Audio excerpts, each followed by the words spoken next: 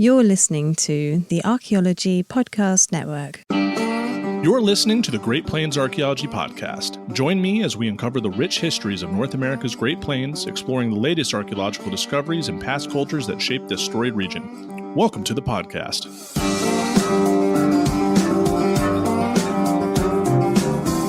Welcome to episode 40 of the Great Plains Archaeology Podcast. I am your host, Professor Carlton Chief Gover, and I'm thrilled to have you join me as we explore the fascinating and rich histories of North America's Great Plains.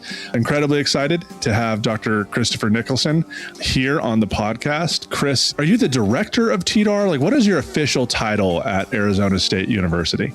Yeah, my fancy title is Associate Research Professor in the School of Human Evolution and Social Change, the fancy term for the anthropology department. And then my secondary title is Executive Director for the Center for Digital Antiquity. And we're the ones who oversee the tDAR, or Digital Archaeological Record repository. Awesome. And so I first met Chris when I was a sniveling master's student at the University of Wyoming. I'm pretty sure during my first or second year. And you were working, was it the water survey? Yeah, so I worked for the Water Resources Data System in Wyoming State Climate Office, and I was the director of those offices. And they were funded by the state of Wyoming to catalog and track water data and usage in the state, which is it's a really big thing there, with the Colorado River Compact and everything else. So I had a kind of a unique position. We were in the School of Engineering, actually, and nothing to do with anthropology or archaeology. And that's your background, though, right? You have a PhD in anthropology. It is. Actually, my PhD in anthropology is from the University of Wyoming. While I was working as the director for the Water Center, I was taking classes toward my PhD. Excellent. Who's your advisor? Todd Servell. Oh, that's right. It was Todd. How'd you think of his most recent paper? I thought it was really interesting. I'm interested to see what the community thinks about it. I've read some, short snippets here and there. But Absolutely. Actually, after I read it, I said, hey, can I get those data? Sweet. That's awesome. And shameless plug over to the Ethnosynology podcast, where David Ian Howe has already released. He recorded with Todd months before. So once the press embargo was over, David's video with Todd was out. And then last night, we're recording this on March 25th. And on March 24th, myself, Jesse Toon, and Shane Miller and Spencer Pelton were a panel guest on David's podcast, where we've talked about the reaction to Todd's paper. So go ahead and give that a listen. But back to you, Chris. So what exactly is tDAR, and how and why was it created? So tDAR is, it's just a piece of software. It's a digital archive, digital repository that was started. It was a brainchild of Dr. Keith Kintig out of Arizona State back in the late 2000s. And around 2008 or 2009, he got an NSF grant to build a data interoperability tool. He is really interested in data synthesis across time and space, and he wanted a way to bring in different types of data sets to be able to integrate those and then to say something a little bit larger about human behavior. So he got this grant from NSF, and then he got funding from the Mellon Foundation to build it out even further and create the center. So in 2010, they were able to actually launch the repository software. And from then on, it's been ingesting data sets, documents, images. And we've transitioned a little bit. We don't do as much data integration as we would like, and we really kind of just focus on the long-term preservation of those documents and images and data sets. But it's sort of a multifaceted platform, and it's undergone some changes, and hopefully we'll continue to make improvements on it. And you guys also accept conference posters and conference papers, right? Things that wouldn't traditionally get citations or DOIs, but you also provide a mechanism for these things that are often just either rolled back up and lost in a closet somewhere, or just die on a student's personal login when they graduate. Yeah, we have a great agreement with the SHA and the SAA to ingest all of their abstracts. And then if anybody wants to upload their poster or conference presentation, they can do it for free. It already has the abstract, the title, and everything. They can send us that information. And then you have something that's citable, right? It's archived. You can point somebody to that DOI, that digital object identifier. You can put it on your CV so somebody can click on it and actually see the work that you've done. It's really a shame that, if you think about the SAA, in the thousands and thousands of posters that get done, and they never really go anywhere, but it's a wealth of information. So, we always tell students, listen, this is a great way to put out your work. It's a great way to save your intellectual property, promote yourself, demonstrate that you've done some research and can put together, a coherent argument. So we really think it's a great tool. We'd love to see more people do it. Unfortunately, I don't think it gets used as much as it could. So I guess this is also a shameless plug. Send me your conference posters. Absolutely. And I mean, that's a great caveat. So, I mean, like, how does tDAR and the work you do? Well, actually, even back up, like, how many people work at tDAR? Like, how big is your staff and what is it they do that supports this project? So we've got myself, the center director. Then I have 2 digital curators. I have 2 programmers, a project administrator, and then we have a short-term contract data specialist who's working on a project with the Defense POW MIA accounting agency. And then I have a contract with the Forest Service to do digital curation in California. And I've got 6 we call them digital archaeologists, whose job it is to help the forest scan those materials and then upload their data to the NRM Heritage Web platform. So right now, I think I'm hovering around 12 employees. So it's, and it depends on the contracts we get. And that's, we're always looking to work with different folks. And so, our employment sort of ebbs and fades based on the folks that we're helping. You guys have a larger staff than like some anthropology programs, and it's towards this. And it's just incredible to see the resources, and that you're also plugged into Arizona State's like anthro department and larger, because what do you guys call it? SHESH? Or what is it? Yeah. The School of Human Evolution and Social Chains. Yeah. I don't know what year that they made that change from the Department of Anthropology, but that department itself, man, the total department has probably 60 or 70 faculty members from, cultural, biological, archaeology. And so the archaeology faculty there is fantastic. I've never been in a department with better camaraderie, I'll be honest. And there's a lot of them that are really interested in digital preservation too. So it makes it a great place to work. Yeah. And so, I mean, this might be a good way to kind of come back after introducing like just kind of like how not only that you guys are in a prominent department, you have a large staff, you're surrounded by an excellent community. So how does tDAR, and you kind of already mentioned this a little bit, how does tDAR support open access and broader research visibility beyond just allowing a citation or a link that someone can click on to check out someone's CV if they're applying for a job? Yeah, so we really focus on the long-term preservation of information, but that's only one part of it. It's not, just to preserve something for the sake of preservation. It doesn't mean as much as it could, right? Really, the value of something is when it gets reused.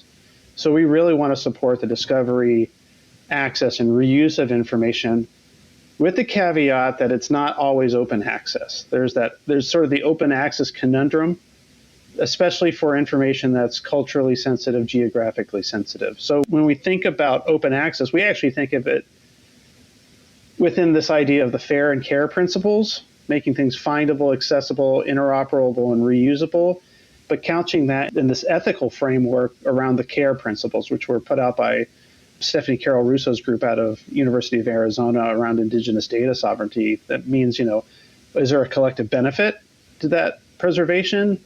Who has the authority to control it? What's the responsibility and ethics behind it? So really, even though we are supporting open access, we want to make sure that not everything is made accessible. And I think that's a key part of this. It's got to be done in a manner that's in tandem with tribes or in descendant communities too. So that's a major part of what we're concerned about. Excellent. And so bridging off that, you guys recently hosted a workshop. Is that fair to call it? You guys had a grant funded workshop. And what was the purpose of all the folks? Who is it that you all brought in? What was the purpose of it? And what are you guys hoping to achieve in order to advance, the mission and breadth of tDAR? tDAR currently accepts a lot of different images, including 3D images, but we don't do a great job with 3D images. And so we've kind of had this brainchild of creating something called tDAR 3D as an alternative to Sketchfab. Sketchfab's designed so you can visualize 3D objects, but it's not designed to archive them. And there's no real, ethical platform or settings to make it a true archive. So I wrote a Wennergren grant proposal for a workshop, and we hosted I think there's about 20 of us that came to ASU back in February. Carlton, you were lucky enough to attend, lucky enough to get that invitation. But very lucky. It was nuts being there, dude. It was great. A really diverse group of people. We had some tribal representation. We had an archaeologist from Egypt who is part of their ministry for antiquities and tourism. We had the former cultural director, I guess, for Sketchfab, or the Cultural Heritage Department. We had several archaeologists from cultural resource management firms, from Chronicle Heritage and from, I think it's EPG. And then we had a bunch of academics too. So it was, how can we bring these folks together and think about what are the ethical policies that we need to institute if we're going to have a really robust and, ethical 3D archive? What is it that we should be considering? And then aside from the policy side of it, what's the front end going to look like? What is the back end going to look like? What are the widgets that you want to see? And what's the information that we would actually need on the back end to support some type of ethical framework? And we talk, I love things like, metadata to include, is this a NAGPRA item or NAGPRA related item? Or is this an item that's been created in conjunction with a certain community? So can we build out some type of digital infrastructure to make tDAR 3D a better platform than just throwing something on Sketchfab? Absolutely. And so the workshop was 3 days. Three intense days. 3 intense days. And what I enjoyed most about it, like I was not on the technical side. When you guys started talking about metadata and some of the other things, I was more like, all right, just going to watch people cook. Like it's always awesome to see people who are really good at something talk about how good they are at something with other people that are good at it. It was just kind of fun to be in the room. But in terms of how you and your staff ran that workshop, was easily easily the most rewarding workshop I think I've been a part of. How you guys just kind of allowed a natural flow, allowed the participants to have agency over the direction, but just kind of played more like referees than coaches, and just keeping everything in bounds and within the field of play rather than being rules lawyers. So like that was just a lot of fun to be a part of. Yeah, you folks were hand selected pretty closely in terms of we've read most of those people's stuff. We had an idea about their disposition, and all we wanted to do was lay down this general roadmap and then absorb your information. I didn't want to be driving that train. I just wanted to be riding it. And so it was great to actually just hear the ideas. And I think I took 25 pages of single spaced notes, and I wrote down everything. And, now I'm going through it and compiling it and looking for themes and pulling stuff together, because I want to be able to send something back to Wintergrand and demonstrate that this was actually something, there's going to be something that comes out of this. There's going to be a tangible product that meets the criteria that we hope. And honestly, without the input that you guys gave, we would have been, not where we are today with that. That's awesome. And I always love getting Bernard's business cards, what his little 3D printed. Bernard Means. Dude, it was just such a fun group to be around. I'm really appreciative. Yeah, that was great. So with that, we'll be right back with Dr. Nicholson after these messages. And welcome back. So for this latter half of the episode, this is the Great Plains Archaeology Podcast. So we do want to highlight Great Plains materials that are currently in tDAR. So, right off the bat, what do you got from the Great Plains in tDAR? That was a great question. When you asked me to come over here, I was like, man, I really maybe I'll have to do some digging. Two things just absolutely popped out to me. The first is something called the Colorado Projectile Point Database. And we worked with a group out of Colorado, a CRM firm out of Montrose. And they put together a image gallery of all the projectile points from across Colorado. So I understand there's the Intermountain West there, but they also included the plains. But it's a great resource because they have images from private collectors, but also museums, and they took standardized pictures of these. So I think we have, let's say 7,000 to 9,000 images of projectile points from specifically Colorado, and then we have all their attribute data. So if you're interested in lanceolate points that are chert, you can actually go onto tDAR and find those types of images and then see how they compare to your collection. There's no chronological names to them, so there isn't Pelican Lake and whatever else, Hell Gap. They really kept it basic. So I think it's an interesting collection for just people to browse and get a sense of, the breadth of projectile points from across the state. So that was one collection that came to mind. And then the second one is something I actually did with Spencer Pelton. We actually went and took from the Wyoming Archaeological Society. We took all their back issues of the Wyoming Archaeologist and put them on tDAR with the idea that each individual article back, I think we go from like 1993 to 2021. So all of those now are indexed within tDAR. They have a DOI that makes them citable. And I think this makes all of these articles a lot more findable. And they're great. I mean, just the breadth of information that's been in that journal over time, we wanted to make it a lot more visible. And so, site reports, all sorts of information is in that publication. So we love the fact that we can hopefully make it a little bit more visible. And that's been another key thing. We see a lot of these smaller journals starting to go under because of publication costs and everything. So if we can support making sure that information is preserved, that'll be a key thing that we do. Absolutely. Yeah. No, and that's kind of cool that I imagine, was it Alpine out of Montrose? No, it was Coal Creek. Huh. It's a small mom and pop shop. They were actually engineers. And later in life, they decided they wanted to be archaeologists. So they went back and got the training, started their own shop. And this was a major project that they wanted to do. That's great. I mean, that kind of inspires me, like on a whole different tangent, because like we've been playing around with the idea with the former state archaeologist of Kansas about doing like a lithic inventory of Kansas, and also moving away from the colloquial names to the characteristical styles. Just like, is it a stem point? Like, what's the size? And to move away from things like Pelican Lake or Oxbow, just like meaningless names. So I'm gonna have to cruise into it. So how do you think Plains archaeologists or students working in Great Plains Archaeology can benefit from using the platform?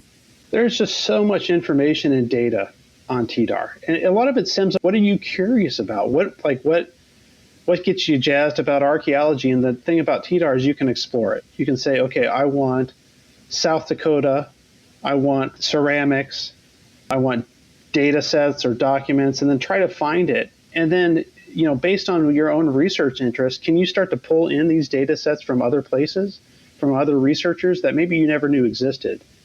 And then can you reuse that information in some type of synthetic way? Maybe you want to know about subsistence patterns across the entire Great Plains. You can't do it one site at a time. You've got to have collections of sites. And so this is a place where you can easily find faunal data sets or lithic data sets. So that's what I think is exciting, is like, what's your question?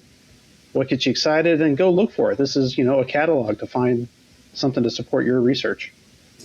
Now, something we haven't touched on, is it free? Like, when you create an account for tDAR, do you have to pay? Is there a subscription? Like, how accessible is the platform itself? Like, how are you guys, where's the money? Is there any money involved? Yeah, so there is. To download something from tDAR is free. So anybody can come into tDAR, you register, you put your email, who you are, maybe what your affiliation is, and you can go and download anything for free. If you want to preserve your information, we do have data curation fees associated with that. So anything less than 100 files, I think it's $20 per 50 megabytes. And I will say that's negotiable, because we're starting to learn that, people with large image data sets, it's not a practical cost. We're seeing people that have LiDAR that's just incredibly big. But if you're talking about just small sets of data or documents, it's relatively inexpensive. It's when you start getting into large volumes. And that's honestly where we're largely funded. We have partners at the Air Force and other folks that are uploading thousands and thousands of resources. And so a lot of our funding comes from that client partnership that we have through data curation and through those upload fees. Excellent. So, I mean, the fact that it's free to download, right, sounds like an incredible resource, especially for students.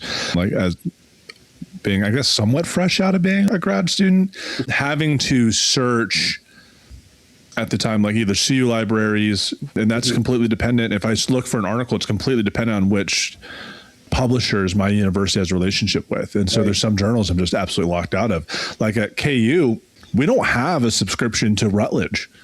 Like I don't have access to Plains Anthropologist. And so I have to sign on to my Plains account in order to access it, which is one of the first times. And as you said, a lot of these smaller publishers are going under, especially with academia's drive towards, what is it called? The research index or the index value? Oh, yeah, index values. Yeah. Right. Like how, you might be publishing 20 articles, but like in what are they premier journals? And what's the likelihood? And as we've also seen, that has created a larger wait time between accepted in publication. And so we're seeing this really weird lag, but having something like tDAR can become this one-stop shop as long as people are using it in a way. And I've used tDAR for the P3K project, like to have all those radiocarbon dates in a spreadsheet from 2000 when it was Eric and Jacob and I think Judson was involved. Yeah, Judge Finley. Yeah. I think we published that in 2020. No, man, what year is it? Maybe 2021. But yeah, it's hundreds of thousands of radiocarbon dates that anybody can look at and use for whatever. From across the globe. Yeah. When my grad student has benefited from it, she was doing a broad radiocarbon analysis from the Southeast and she had no idea where to start. And I was like, oh, I had another intern divide all the radiocarbon dates by state in different files. Just go onto that. And then you can use that in association with CARD, the Canadian Archaeological Radiocarbon Database, and just see if new dates have been done since 2021. And granted, you're still missing, you need to look at the publications from the last 5 years to see if new sites have been dated, but almost every radiocarbon date ever collected from across the globe on tDAR up to 2021 is nuts. The idea is that it can really lower the amount of time that a student needs to do a project. If they can find data and information in one spot to make it easier to do their thesis, that's what we want to be able to do, right? I mean, I look back at, my PhD was a compilation of sites from across Western Eurasia. And I actually had to mine the literature to find, sites from the Eemian period. I had to find, their latitude and longitude. And I feel like half of my dissertation was just munging around in publications trying to find it. I would have killed for a data set just to be readily out there. And I put my dissertation stuff out there because I want to be able to, sort of pay it forward. But it's the same thing with all this. Can you pay it forward with your research? Can somebody else benefit? I think that's, especially for students, I think that's key. Well, I mean, I was even thinking about it. The fact, I will often use, at conferences like the SAAs, show my upcoming radiocarbon research, but I get really weird about having radiocarbon dates, having that data on a poster when it's not published yet. Right. But having something like tDAR, where if I can just upload my poster, so there's still that Shield Chief 2025 citation, it makes me more comfortable. Not that I want to gatekeep data, but there is a responsibility of if I paid for a radiocarbon date being $350 from Beta, right? And that's a couple $1,000s at times that I want to make sure that I paid for. I get acknowledged as the one who did it, not someone who walked by and took a photo of it and now just has a bunch of radiocarbon dates. Right. Protecting intellectual property. Honestly, that's part of it. Absolutely. So what is the open call? How can more people contribute their data to tDAR? We actually just ran a special in February. We called it Free File February Uploads, where we waived the prices for uploading materials because we do want to lower barriers. The thing is we do have to keep the lights on at tDAR, but the thing is if you've got a project, if you've got an idea for a curation thing, the biggest thing is just come talk to us. We're flexible. We want to encourage projects that think outside of, maybe an individual site and how can, maybe pull in images or data sets from multiple sites and do something. Or we just want to make sure that you've also got guidance, because I think a lot of people just don't even know where to start. It's a little intimidating, curation. That seems, I was never trained to be a curator, but it's, we can help with that. We have programmers are on staff that, if you do have a list of 1,000 images, we can actually work with you to do this. I'm actually in talks with, speaking of Plains archaeologists, with Larry Todd right now, thinking about his collection, his legacy collection as an emeritus faculty from sites like Bugis Holding and Vore and Hudson Mang and Kaplan Hoover. That guy has got a wealth of information out there, and we want to work with him. I'm biased because I'm a toddler. I was a Larry Todd student. But, how can we help emeritus faculty get their legacy collections on data so that it can benefit future generations. So just biggest thing I'd say is if you're nervous about it, just call me, send me a note. We'll hook you up. Absolutely. I don't mean to derail, but it was good seeing Larry at the workshop. Yeah. And when I asked Larry how he was doing, he was like, great, but the national parks won't take my recommendation is to hire snipers to shoot looters in the bighorns. And I'm like, I can wonder why. It sounds like a good idea, though. We should do more of that. I wish more of our federal money went towards that. Dude, he just cracks me up. Fantastic. If only Larry were in charge. If only Larry were in charge. Amen. Well, good stuff. So final thoughts, man, Chris, why does digital preservation matter for the future of our field? When we go to a site, we always make this argument that this information is irreplaceable. Oftentimes when we destroy sites, when we excavate them and we pull out artifacts, we pull out all the dirt, and we make these statements about the importance of the archaeological record, and we spend a ton of money on generating data, but it doesn't feel like we're there in terms of making sure that data and information is preserved for the next generation of archaeologists and for the public. And honestly, the public, in a lot of cases, I think has rights to this information on public lands and what's going on. And I think there's a lot of folks out there, pseudo-archaeologists who make statements about archaeology. And, the fact is we've got a platform for the public to come in and take a look at some of that stuff. That was honestly referencing Joe Rogan and the debate between Flint Dibble and Graham Hancock. Within the first 14 minutes, Flint, referenced tDAR and said, listen, if you're going to make these grandiose statements about ancient aliens or whatever else, well, why don't you actually look at the data first? And we actually have a platform for people to go and look at the data. But we need archaeologists to continue to contribute to combat that kind of rhetoric. Absolutely. Well, awesome. Thank you so much, Chris. So where can listeners access tDAR and how do they get started? That's a good question. I feel like I should know that URL off the top of my head. It's actually core.tdar.org, core.tdar.org. Browse it. Actually, if you're an archaeologist listening, you can tDAR your own name in there. Look yourself up, see what might surprise you that we have in there. And for the public, explore it. Take a look and see what might be in there. I think that might interest you. Absolutely. And for those listening to the episode, you can find the link to tDAR in the episode description. So you can just go right ahead and open up your mobile phone or your web browser and click right on over. Chris, it's been an absolute pleasure to have you on the show. Where can our listeners contact you at? They can contact me at my email, my ASU email. It's Christopher.m, as in Mark.Nicholson at asu.edu. Send me a note. Excellent. And that will also be in the show notes. Actually, his whole ASU faculty profile will be there and his email is in there. So cool. Click on that if you need to get a hold of Chris. All right. And with that, everybody, this has been episode 40 of the Great Plains Archaeology Podcast. Next episode, we're going to have Dr. Laura Murphy on the show to talk about some Kansas archaeology. So stay tuned. Thank you for listening to the Great Plains Archaeology Podcast. You can follow me on Instagram at Pawnee_archaeologist, and you can also email me at greatplainsarchpodcast@gmail.com. And remember, anybody can love the mountains, but it takes a soul to love the prairie. American author Willa Cather.